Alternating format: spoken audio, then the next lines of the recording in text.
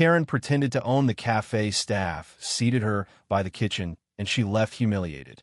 Have you ever met someone so bold they'd claim a place as their own, only to crash in flames when the truth came out?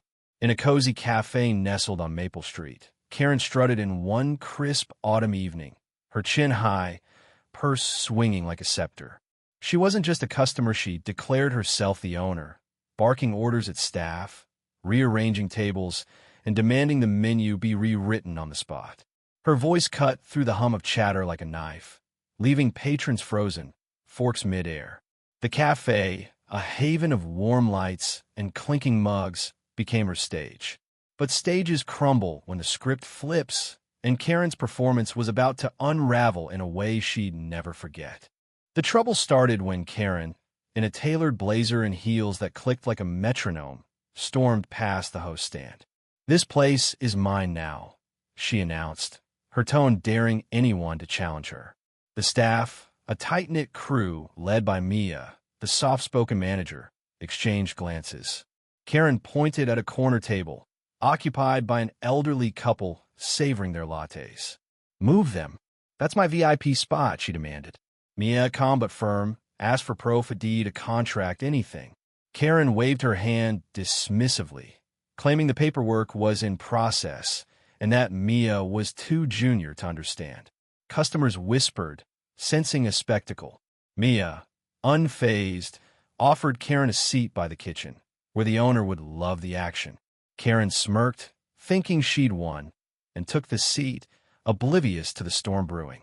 The truth began to surface like coffee grounds settling in a French press. Mia had worked at Maple Brew for 5 years, knew every supplier, every regular, and the actual owner, Mr. Thompson, a quiet man who'd owned the cafe for 2 decades. Karen's claims didn't add up. No one had heard of a sale, and Mr. Thompson was at a coffee expo in Seattle. Mia, suspecting a scam, played along, seating Karen by the clattering kitchen doors where steam and shouts spilled out. Karen, undeterred, started managing. She snapped at a barista for sloppy foam, reordered the pastry display, and even tried to fire a waiter, Tim, for slouching. Tim, a college kid with a quick wit, just nodded, hiding a grin. The staff, instead of arguing, let Karen's demands pile up, each one a brick in her own trap. Then came the twist. Enter Sarah, a regular who happened to be Mr. Thompson's niece. She'd been sipping an espresso in the corner, unnoticed, scrolling through her phone. Sarah overheard Karen's tirade and raised an eyebrow. "You the new owner?" she asked, her voice sweet but sharp. Karen nodded, doubling down, claiming she'd bought the place last week. Sarah smiled, pulled out her phone, and dialed Mr. Thompson on speaker. The cafe fell silent as his voice boomed, confused but clear. "Sold the cafe? I'm at a trade show. Who's this woman?" Karen's face drained of color. Sarah, now standing, revealed her identity, adding, "I've got the lease documents on my laptop if you want to see them." The patrons gasped, some chuckling, others filming. Karen's throne of lies was collapsing, and the real showdown was about to begin. The confrontation erupted like a pot boiling over. Karen, cornered, stood up, her chair scraping the floor. "This is a misunderstanding," she shouted, but her voice wavered. Mia stepped forward, her calm demeanor now steel. "You've disrupted our customers, insulted my staff, and lied about owning this place. Care to explain?" Karen, clutching her purse, tried to deflect, accusing Mia of sabotaging her vision.